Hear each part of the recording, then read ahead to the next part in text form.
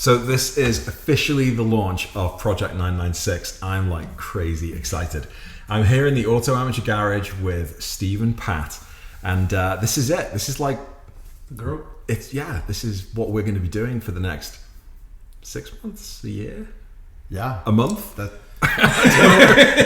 It all depends on what we end up with and where we end up going with it. True. What it is and where we're starting from. Yeah.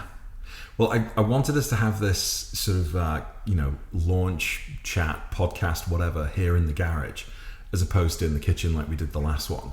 Because this is where we're going to do it. Yep. This is where it's going to be transformed, and, we're going to spend quite a bit of time in here. Oh, yeah. And so if we're videoing in here, let's podcast in here, and let's drink beers in here.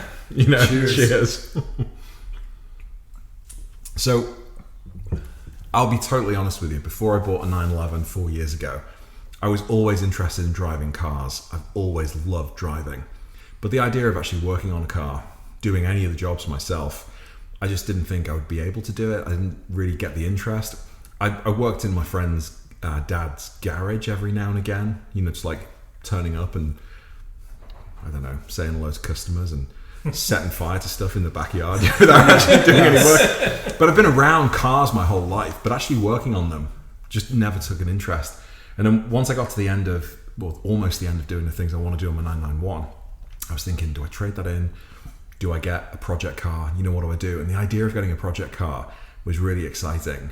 And then the idea of doing it with a couple of guys, like together, was just so cool. And like when you guys were both like, yeah, I'm in, let's do it, I was sold. I mean, a project car for you, Steve. A project car for me is like a dream come true. It's something that I always wanted to do. Okay. I've wanted to do some stuff to my car. I just haven't had the time or space to do it. Yeah. You approached me on this project, and I'm like, absolutely, it's a no-brainer. I'm 100% in.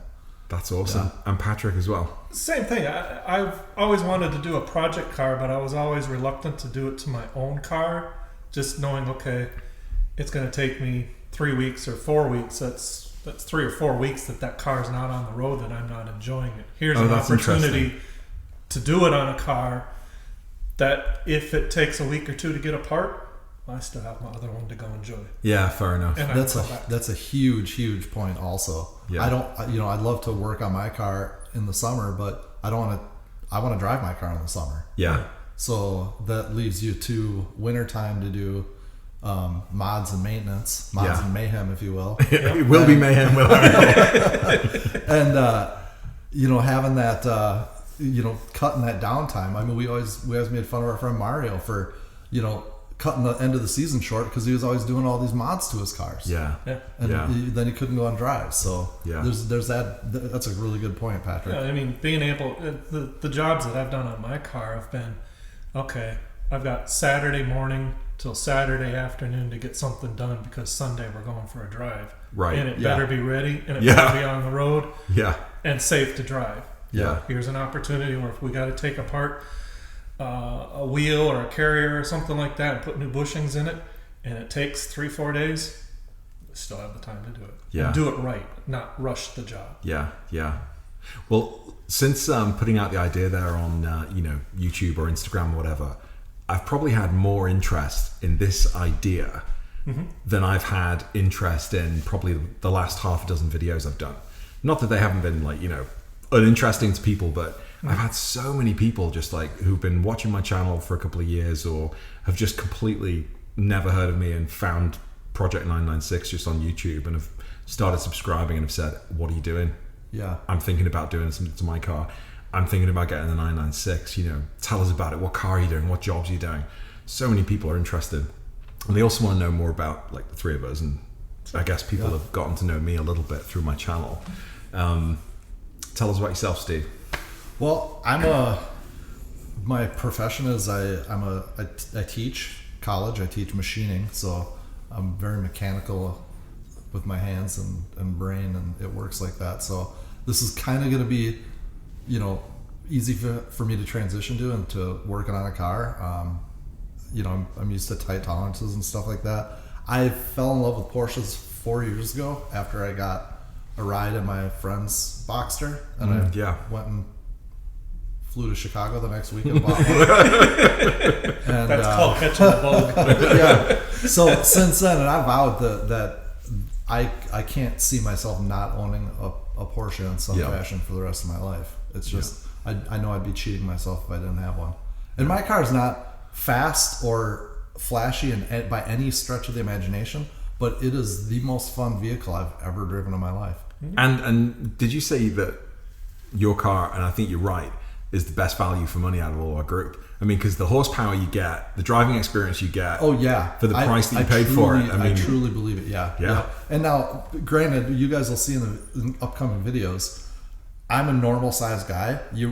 I look like a midget next to these two guys, but I promise you, I'm 5'10", so I'm an average sized guy. It's a perfect car to drive around in. If you're taller, they can get a little tough. The Boxsters are they're not meant for very tall people. But dude, flies hit me in the face when I drive your car. You gotta wear goggles and have the top down all the time. We'll take the doors off and the roof off, and James and I will take it for a ride. There you go. So being into machining and very good with your hands, I've already pegged you as the VIP for this project. I mean, you're going to be leading the charge on all the complex jobs. My personal goal with this project is to not just hack together a 996. I really want to gain a real intimate knowledge of that platform. Yeah. And I want to be able to put out a really, really nice product that everybody is going to be jealous of. Yeah. That's the goal. I don't want to hack together a car. I want to really do it right and do things with purpose. That's like the exact opposite of me. I want to slap a bumper sticker on the back and a wing and be like, woohoo! I'm joking. No, that's interesting. And so you drive. It's a 2000 Boxster S. It's a 2001 Boxster S. 2001 Boxster S, and it's black. It's black, and black. Triple black is what they call it, because it's black interior, black top, and black paint. And you've already dropped the engine in yours once before already. You've done some of the stuff that we're talking about doing. I have gone fairly deep into my car. Being that I took a week to research and I bought the first shiny thing I saw, I ended up purchasing a car that probably needed more work than I originally anticipated. So I had brought it to a local garage here, and they said that I needed $11,000 worth of work. Oof. And I said, no, I don't. No. So I took the car back, and I'm like, oh God, what am I going to do? Yeah. So I put a parts list together. It was about $2,500 in parts. I bought all the parts. I dropped the motor. I took everything apart. I had to take the cams out of the car, which was about the scariest thing in the world, because if you don't put them in exactly how they were, you have problems. Like, you'll grenade your engine instantly. Oh. So took the cams out, replaced all the guide bushings and everything for all the timing chains, put everything back together and turned the key, and it started right up and ran perfect. Nice. So first time. that was a sigh of relief, definitely. But everything is engineered so well on these cars. It's if you document the process and if you have a little bit of patience, that's going to be the key. That's what I thought about my airbag video, but moving on. I think you ran out of patience on that. I think I probably did. So we're gonna have to keep all the knives far away. I got a nice selection in there. You can keep the key. We're gonna keep a lock and key on that then. So how about you, Pat? Tell us about yourself. My background is more of the design and engineering. I've got an associate's degree in mechanical design, and then another degree in industrial design. So I've kind of got a left brain, right brain kind of thing going on, where I'll design stuff and then engineer it on the other end. And currently I do store fixtures and displays, so it's not extremely interesting. And I love more of the mechanical stuff, so this has given me an opportunity to kind of dive into that a little bit more and get into the mechanicals. And what do you drive? I drive a 2006 Carrera 4 997.1. And like me, you're going back to the 996 for this job. Correct. My first one was a 2002 Tiptronic C2 996. Yeah. That was my first car. That was kind of the culmination of my dream. I had wanted a 911 since I was 13, 14. Yeah. I was told by many relatives, "Oh, you'll never own one," and it was kind of the running joke in the family. Oh, Pat, when did you get your 911? And you got it yet? You got it yet? Every Christmas. Oh, I didn't know that, really. Oh, I hope you go and like gun the engine past their houses every Christmas Eve. Absolutely. As soon as I got the first 911, it went out to Facebook. It went out. It was known. It let everybody know. And everybody that had kidded me all through the years, all through high school and college and stuff, they knew that one day I would have one. And so it had taken me 35 years, but I worked hard, and here I am. So you're the VIP mechanic, and you're the brain power, Mr. Engineer. I'm just going to be the goof on camera. Hey, you're the talent. I'm the talent. I hold the camera really steady. Or the light, if we need Or the light. Yeah, or the light. You know, Patrick, what you said about having people making fun of you that you hadn't gotten a 911 yet. There's no better motivation than people telling that you can't do something. I absolutely love that story. Yeah. I've used that when people have told me you can't do it. I've used that when I started my own company. They said, "Oh, it's going to be too hard. Why do it?" That was the motivation. Yep. All right, you tell me I can't. I'm going to do it. Yeah. So I did it. Yeah. And here you are owning a 997, and you're about to get your hands dirty with a 996. Yep. That's great. Second 911 in 2 years. I'm going on your rotation schedule. Every year and a half, get a new one. Well, Ruthie's put the block on any future Porsche sales, so my rotations come to an end for a while. But I'm glad that she's behind the Project 996. I haven't yet told her that I'm scheming Project 997 and Project 993, but one thing at a time. Baby steps. Exactly. And what's the nice thing with the 996 is it's really, without going to like a Boxster or even older 964s and stuff like that, it's an entry-level vehicle. It's got a lot of power, a lot of fun, and you can get them for relatively cheap now. I mean, including the one that we're looking at, but I've seen others out there non-running to running for $12,000, $14,000. It's kind of whatever you want to spend. Yeah. So I know we're really close to getting our hands on a 996, and I'm not going to talk about that because the deal isn't done, and when we do get it, I'd like to sort of surprise people with it and reveal it. So, but assuming we are going to be getting a 996 and we are going to get a coupe, that's my one thing. I'm not a big fan of the cabrios. I know your boxes. I'll tell you one thing right now. I think the cabs, the 911 cabs, are ugly, to be honest with you. I have a Boxster, and I think the body on the Boxster looks better than the cab body on the 911. Bold statements. But here's the thing. The roof line of the 911 is quintessential. Right. And you lose that with the cab. It's forever iconic. You get a big bubble butt in my estimation. Yeah. Everybody can hate me for that, but that's simply my opinion. Well, and you try putting that hardtop piece on it to get that shape back, and it still doesn't come close to it. It drops off. It's lacking in some of the body seams and stuff like that. I agree. Yeah.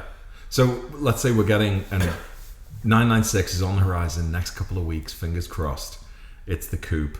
What do you want to do with it? Whether it's specific jobs, or it's style.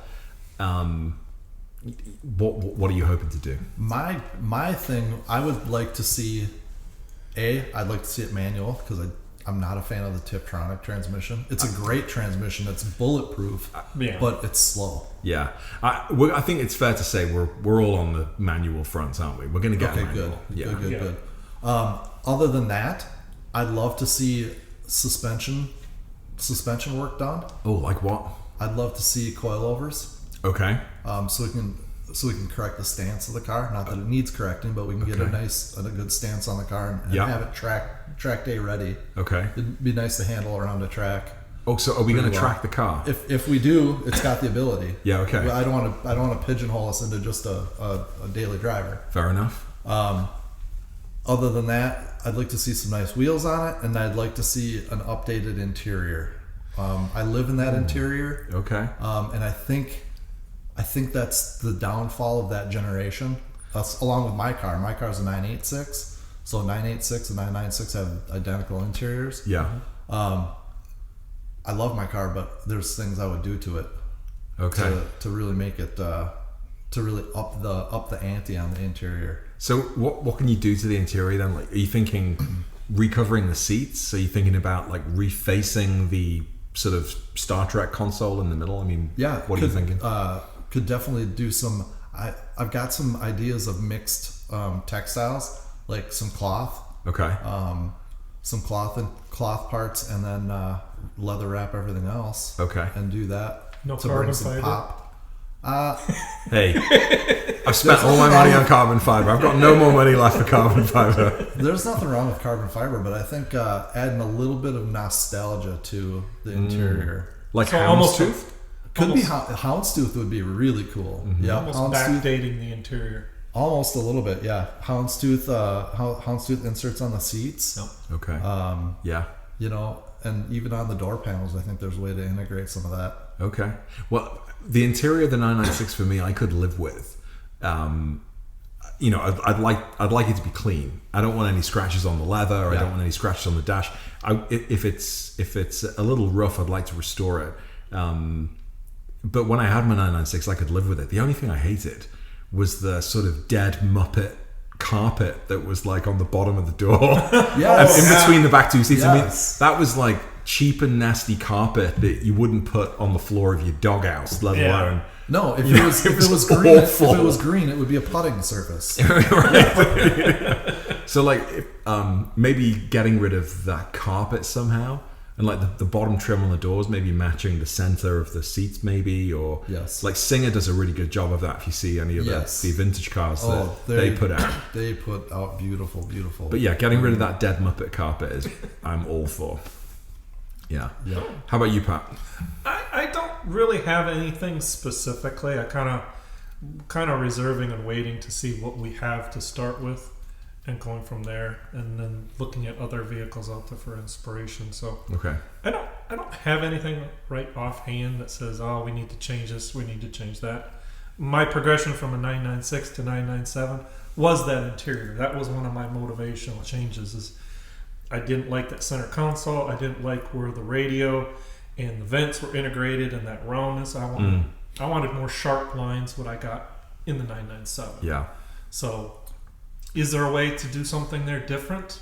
Could you take parts from a 997 and put them in a 996? I think you probably could, but I think you then might as well start with the 997 project. Yeah. Like, to me, I feel like I haven't asked you this question yet, but I'm not opposed to putting aftermarket equipment in the car. Sure. But with the 997 that I worked on, there was something nice about trying to keep it true to Porsche and true to the brand. Sure. Even though I bought an aftermarket GT3 wing, Yep. or a GT, the Aero kit, it was identical to the OEM Aero kit. It was just cheaper. Sure. Going straight to Porsche. I think if I'm going to work on a 996, I'd like to create the best possible 996 without breaking the model of the 996. Their design rules. Like someone online actually suggested the other day that we do an upgrade of the fascia on the front to a 997. At which point, I mean, if you're going to turn a 996 into a 997, you might as well just buy a 997. Yeah. True, but I think there's validity in updating some looks like that. Okay. I think the detail cues, they'll be true Porsche, Yeah. but I don't think we have to be purists. No, I don't think so that either. extent. But like, I don't want to see like a Mazda spoiler on the back of our. Yeah, and I do not, and I don't want to turn it into a Honda weekend. Yeah. boy racer car. Boy racer car. Yeah. Which, by the way, Nick Murray, the YouTuber, says that my car is now a Honda Civic. Nick Murray, you're wrong. Such a cheeky bastard. Well, then, if we're looking at those types of design cues and things like that, then we need to look at what the final outcome that we envision this at the end of it. Is it something that we keep Yeah. and it's shared amongst us and we use it for track days? Yeah. Or is it something that we look to put out into the marketplace and sell it? And what's our end audience? What would they be looking at in a vehicle? Like, what would you be looking at yourself in your first 911? Because we're not going to. We don't want to overbuild it out of a price point either. That's true. I mean, No, definitely not. Yeah. we don't want to be making a $60,000 996 here No, with nobody wanting that's true. to buy it, or That's you wanting to very drive it fair. because it's so much in it. So long term, I'm not planning to own it because I physically can't drive a manual 996. I tried. That's why I got the Tiptronic 996 because the gear shifter was basically underneath my knee. And every time I wanted to change gear, I had to lift the clutch up and my foot off the accelerator so that I could move the gear. So I'm not going to be driving it. So That makes it easy. Then Patrick and I will decide what happens. With exactly. And if you can't drive the manual, that means I can't drive the manual. So by default, it looks like we're going to gift it to Steve.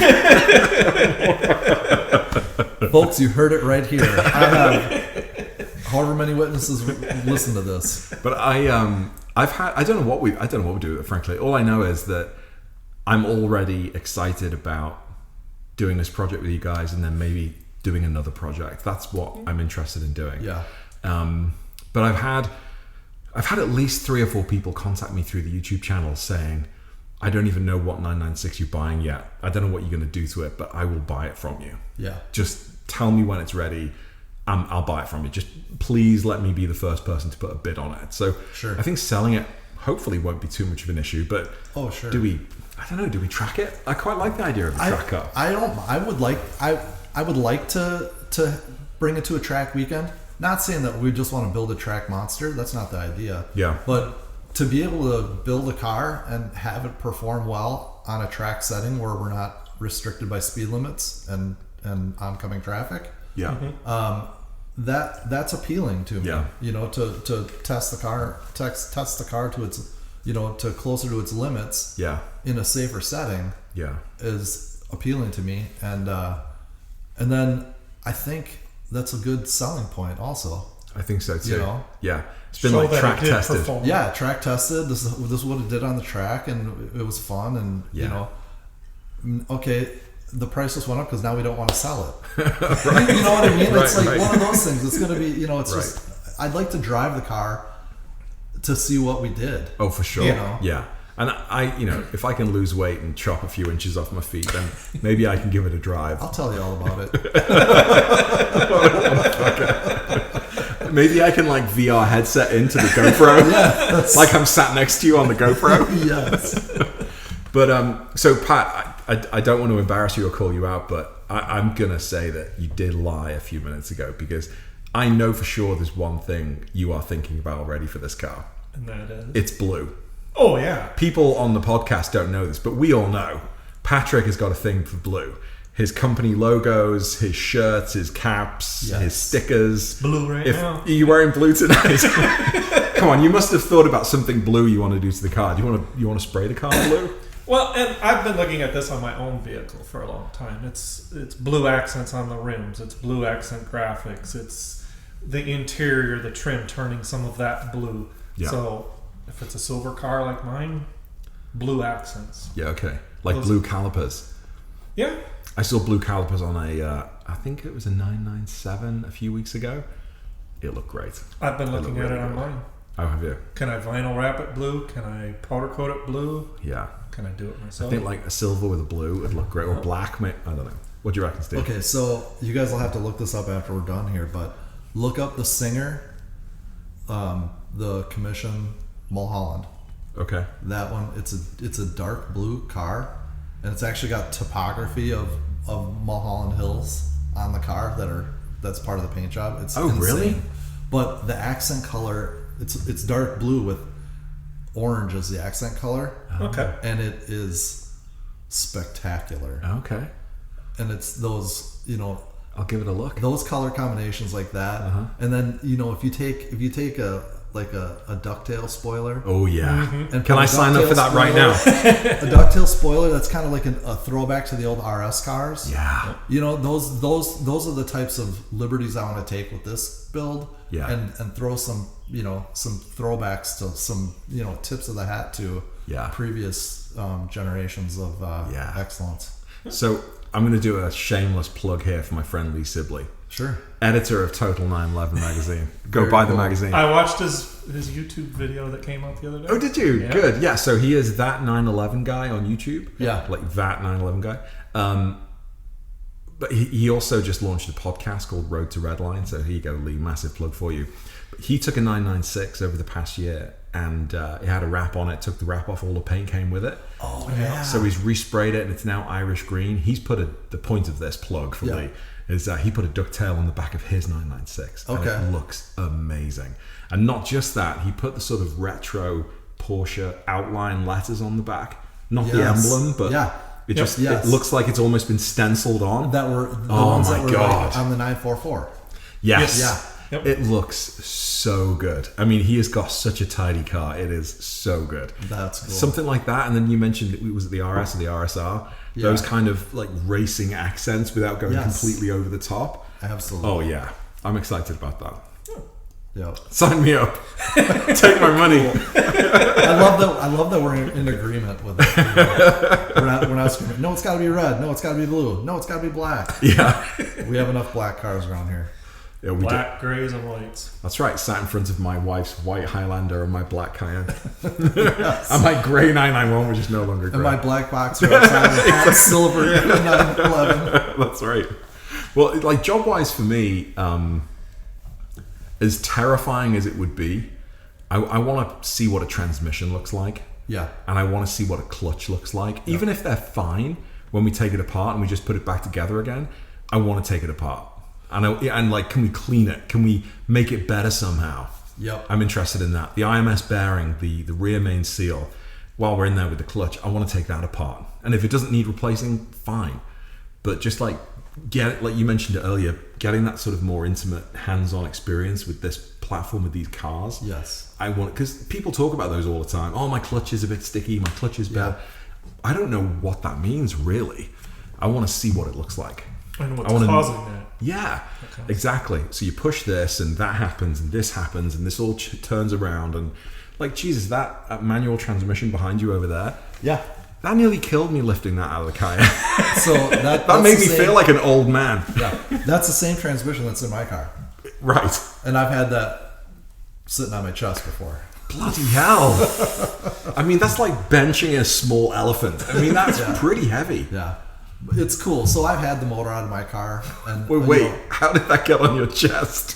Well, when you unbolt it and you're working alone, oh my God, you kind of have to lower it down. And then I lowered it down to my chest and then wheeled myself out from under the car and then weaseled my way out from under it. Oh my God. It is what it is. But so it is interesting to understand what happens when you push the clutch. Yeah. How there's a master cylinder and a slave cylinder, and clutch line or brake line in between that is full of fluid and that throws the throwout bearing, and you get to understand how all that stuff works. Yeah. And that's going to be a whole lot of fun. So that's one thing with the videos that we're going to be doing. I really kind of like almost like a how-to series. Absolutely. Building this car. Yeah.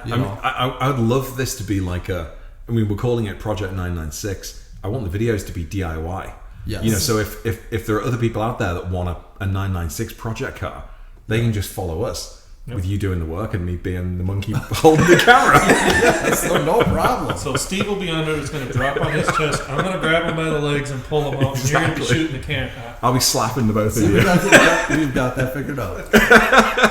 Transmission 101. Right.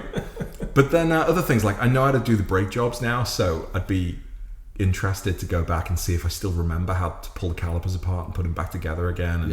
And this point, going all the way and actually taking them off, stripping them down, powder coating them. Yes. You pick a color, I just would love to pull that apart. Exactly. And there's there's sites, and I'm not going to throw any names out there, but there's sites where you can get rebuild kits for your calipers. Okay. So you can take them all apart, send the calipers off to get powder coated, have your new rebuild kit sitting here waiting for you when you get the powder coat back, and now you've got 100% brand new calipers. Oh, nice. What's better than that? Yeah.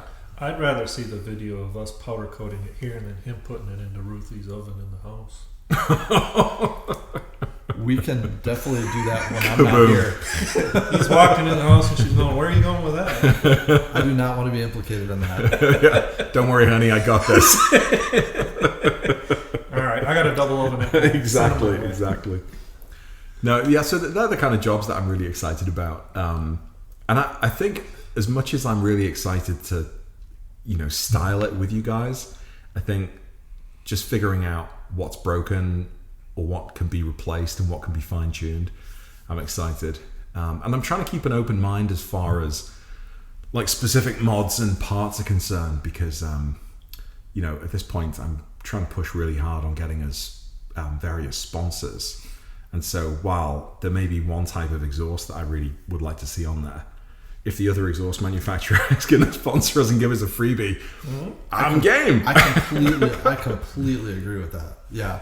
I don't think there's any specific parts that I'm dying to see on the car, but there's certain things that I'd like to see that we can try, and if we can get sponsored parts, that's phenomenal. I know. I mean, I've already been contacted by a couple of well-known names in the industry that have said, "Hey, if you put this thing in your car, it's all yours. Just here's a flag, put it in the background while we make the video." Without a doubt.